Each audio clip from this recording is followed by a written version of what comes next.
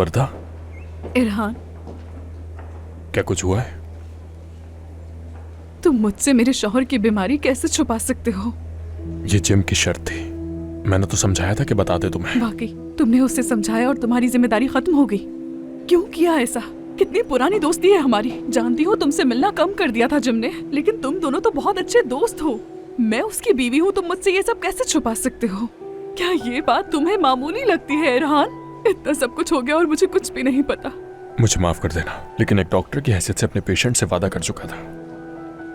लेकिन ये बताओ कि अब तुम्हें ये बात कहाँ से मालूम हुई? आयशा के सेलिंग टीचर असगर ने बताया। क्या ये अच्छी बात है कि मुझे अपने शौहर की बीमारी का अपनी बेटी के टीचर से पता चला? मुझे नहीं बताया बल्कि उसे बता दिया। और अब मैं चाहकर भी जिम से ये नहीं पूछ सकती क्योंकि मैंने उस लड़के से वादा किया है। खुदा के लिए मुझे बता दो, जिम को कौन सी बीमारी है?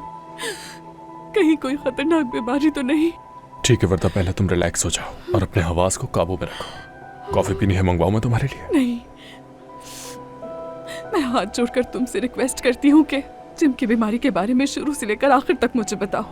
हर एक चीज जानना चाहती हूँ मैं। उसे क्या बीमारी है, क्या इलाज है, सब कुछ सच सच मुझे बताओ।